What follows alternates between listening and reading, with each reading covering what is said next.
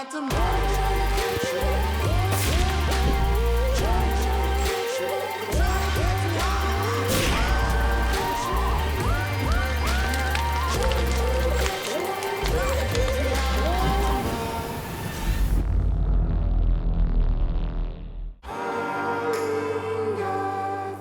Francois from Kaiwhai Safaris, and I've been hunting in Africa all my life. Together with my partner Eric and our professional guides, we guide everyday American hunters to hunt the dozens of species that our beautiful dark continent has to offer. This is Getaway to Africa.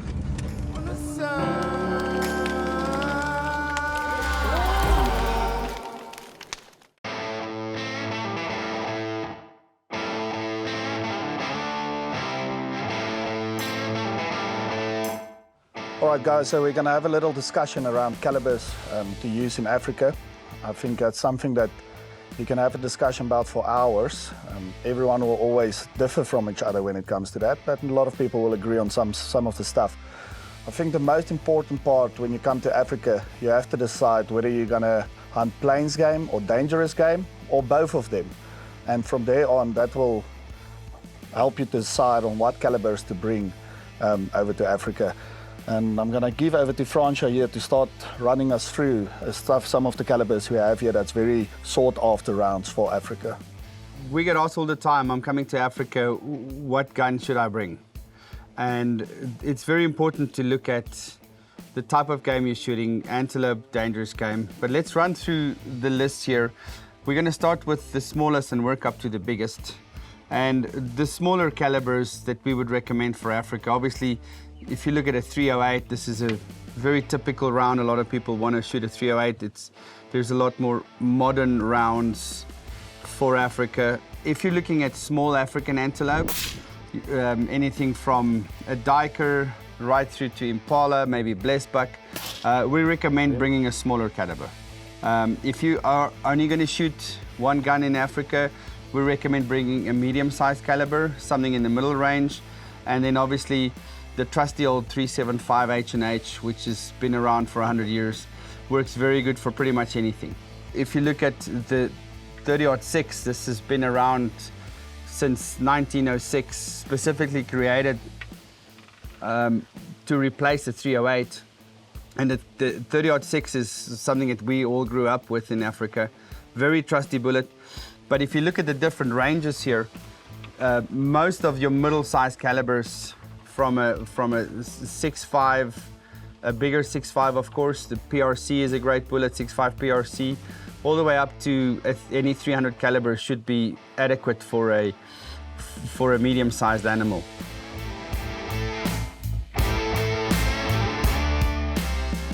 The perfect caliber for all round would be a 375 H&H. You can shoot some plains game with it, and you can shoot all the big animals with that as well.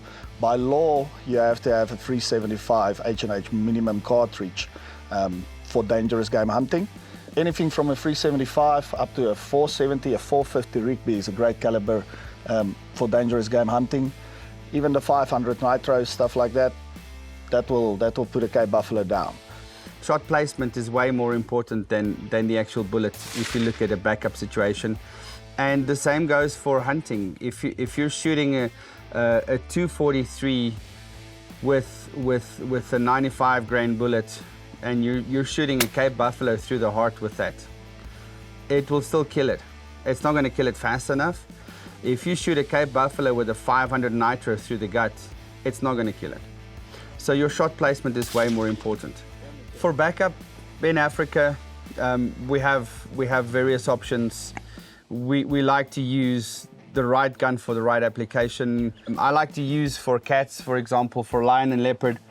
I like to use my Wild West guns, 45-70 modified to a 457. This shoots a 350 grain solid at 2,300 feet a second. This is this one here. And you'll see there's a lot less powder than, for example, your 470, but still does the trick if you back up on cats. Once we back up something like a buffalo or an elephant, the 375 H&H is a good example. Yeah, this is my caliber of choice for backup. Is a 375 H&H. like to use a solid round. That is where I prefer the 375. It's still good penetration on a 300 grain, either soft or solid, depending on what you're backing up on. It runs at about 2,200 feet per second, and there's enough penetration to take it down. And then obviously, ultimately, your big doubles, you know, shooting big, heavy-bodied animal like a rhino or an elephant, a solid on a 470 Nitro or a 500 Nitro, there's nothing better than that. This is the epitome of dangerous game hunting in Africa, and also one of the options in our arsenal of backup rifles. And it also looks really cool on camera when you got a big double over your shoulder. That's right. Your clients feel a little bit more relaxed with a big double over the guide's shoulder. So guys, thank you. This is a little bit of information about our calibers of choice for Africa. But be sure to talk to your guide and make sure that you practice. Way more important than the bullet is you making the shot at the right spot.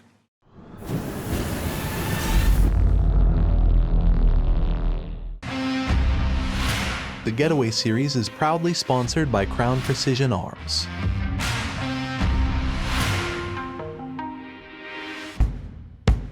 Our rifles are designed to work in any climate, in any terrain, to deliver the best results every time.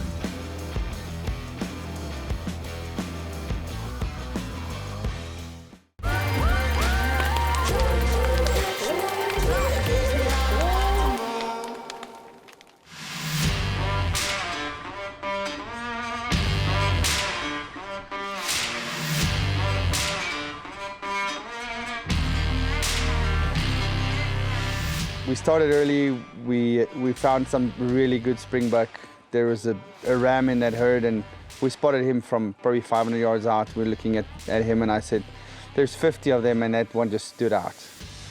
We got on them, and they ran, and we followed them for more than a mile eventually before we got onto the shot. Just tell me your thoughts on the hunt today. Yeah, it was wonderful. We saw that springbok, and clearly he stood out from the rest of them. The black wildebeest went one way and the springbok went the other way. And we just put on a stalk and worked our way around, and there he was standing in the open, presented us with a perfect shot, fairly easy. It was a little bit of a long shot, but we made it happen, and down he went.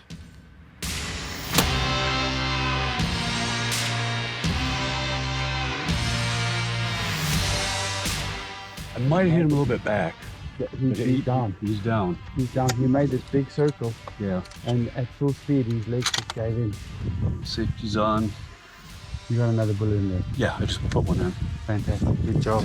And then we had the blood trail to finish the whole thing off. Tell us about the blood trail. It was Oh my, it was like a highway.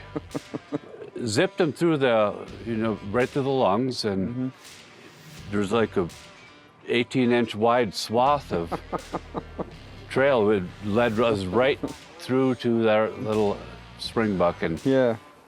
It was just fantastic.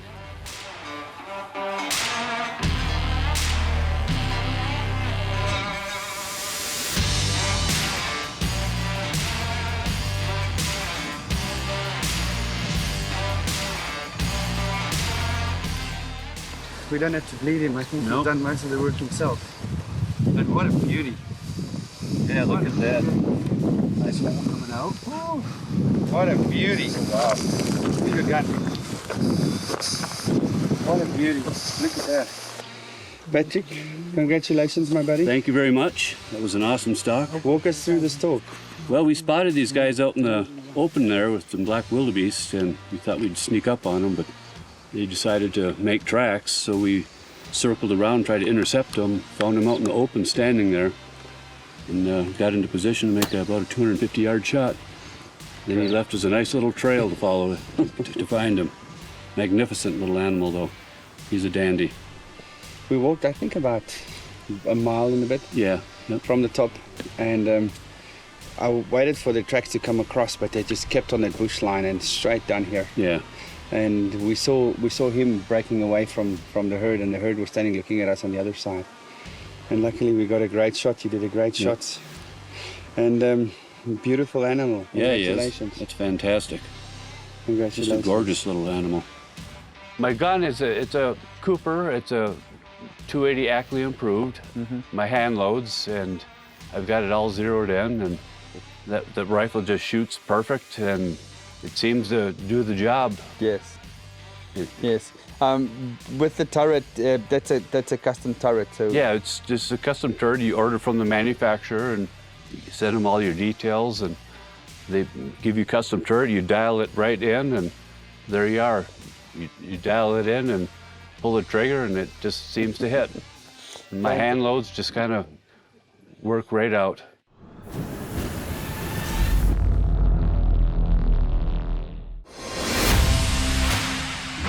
When it comes to hunting, there's no substitute for precision and accuracy.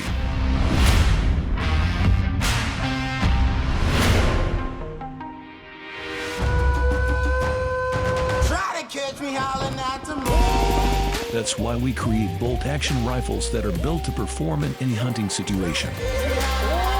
Crown Precision Arms. Precision in every shot.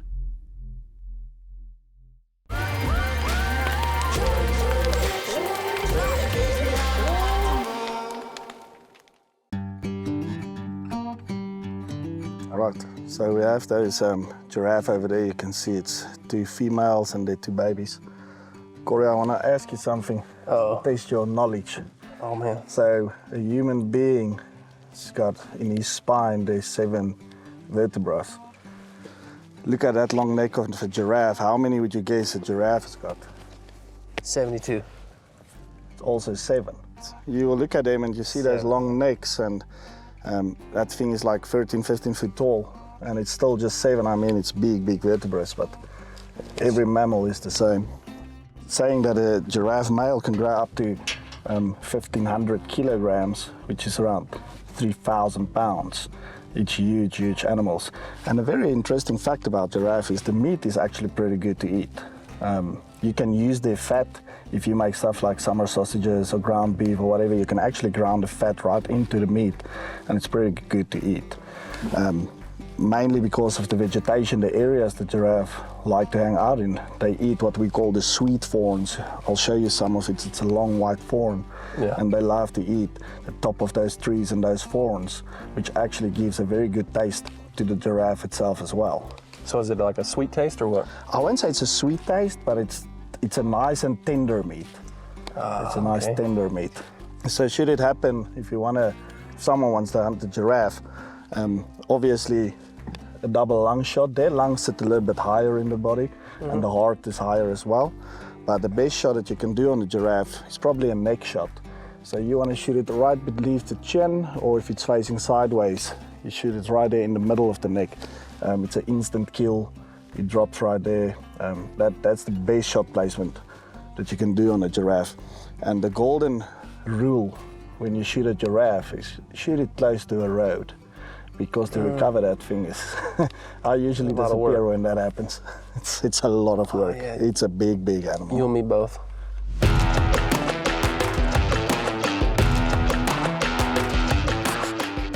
Right guys, what we have here is the white rhinos. Very endangered species, obviously. A lot going around rhinos and the protection of rhinos, and obviously we as farmers try to do our part as well to keep them breeding. As you can see, there's 2 beautiful big ones here. It is something that we cherish and keep close to our hearts, and we really try to get the numbers up. And I need to mention that over the past 7 years, we've been very successful on breeding white rhinos here on our properties. And that all comes down to our staff that helps us to keep them safe, anti-poaching units, good fences, keeping track of them, making sure they are alive.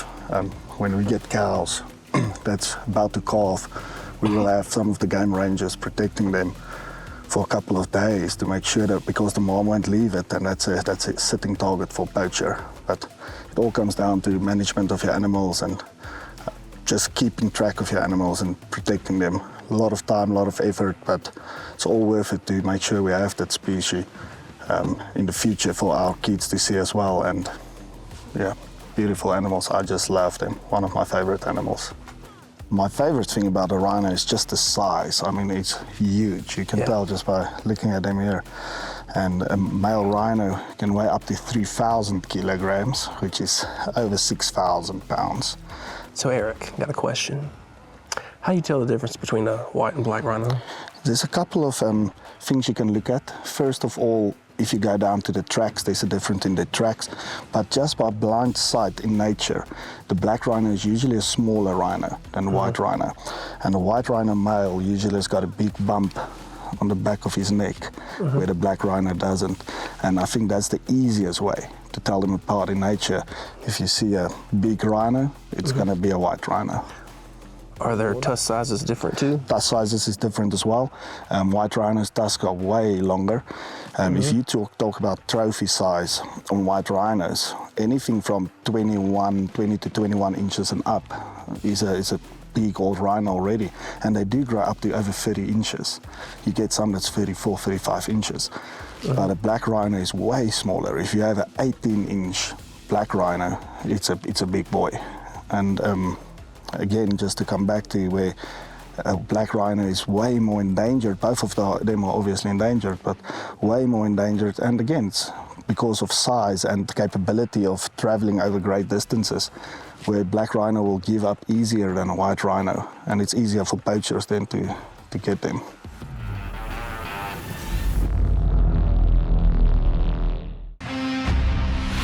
The Getaway series is proudly sponsored by Crown Precision Arms.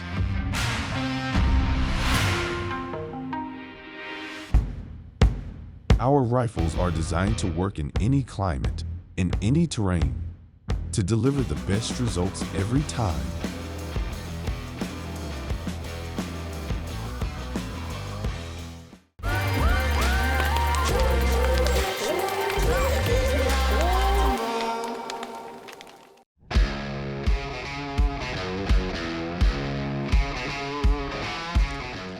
Right, Claudia, so what a day we had. Yes. Earlier this morning we started out stalking some zebra, and we know you won the hartebeest and a couple of other animals, and I love it when a plan comes together. We drove out this afternoon, we know the area the golden wildebeest like to hang out, and they weren't there. So we left the area, went on another hunt. We came back, and I don't want to spoil the moment because I know it's one of the species that you really, really wanted. Yes. And we're doing this interview because you got it. Yes. No, like you said, we did a lot of walking today. We really did. A couple different stalks, and that's all part of it. You know what I mean? And and I love every minute of it. And we worked hard today, and like you said, it all came together in the end, which was. This is one of the animals that I was so looking forward to getting. I love wildebeest in general. I have a blue wildebeest. I was really looking forward to getting the golden wildebeest. And when we started from 400 yards away, we went from trees to open, which typically it's the other way around. Yeah. So we started from the trees and we moved into open. Just a very low, slow stalk in the grass. These animals that do live in the plains, obviously home ground advantage. They have very good eyesight, they're very aware. We were coming up on a fairly large herd as well, so lots of eyes. And not only that, but we have to look for other animals that are around as well. Yes. So we did a very good job. Obviously we got into range and he presented a good shot and we capitalized on that. And oh, yes, I'm just so excited and I'm happy, and beautiful bull. I couldn't have asked for anything more.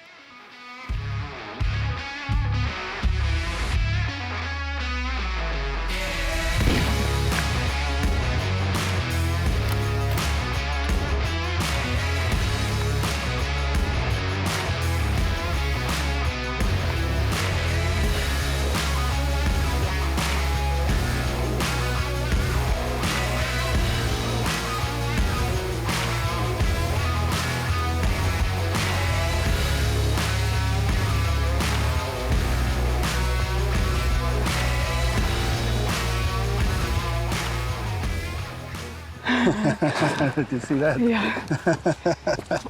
Okay, Claudia, I had a great stalk in this open plain here. Yeah. It's a bit more difficult for someone like me, but that's good. Through the grass. You're a bit shorter than I am. But we did a good stalk, got to, I think it was 191 Yeah. at the end on a golden wildebeest. Excellent shooting. I think it fell down. I saw it kicking there in the back. Yes. Congratulations. Thank you. Well done. Oh, it's nice. Oh, I think it's bigger than the blue. No. Oh. Oh.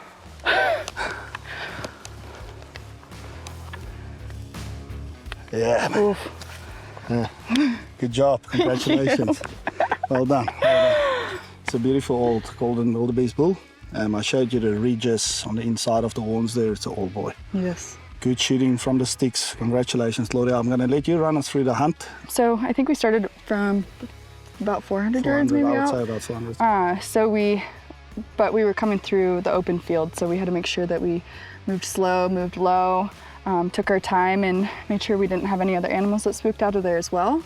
Made a great stalk, got within range, and sealed the deal. Once again, congratulations on the shot.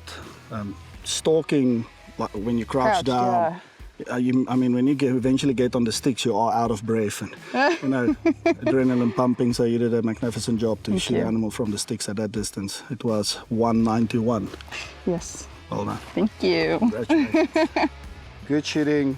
Didn't go about 40 yards. Yeah. We even saw it jumping around. Yeah, afterwards. we were in the open. We saw everything. No, it was great. Congratulations. No, beautiful hunt. What a lovely trophy. It's a beautiful trophy. Congratulations. Thank you. Proud of you.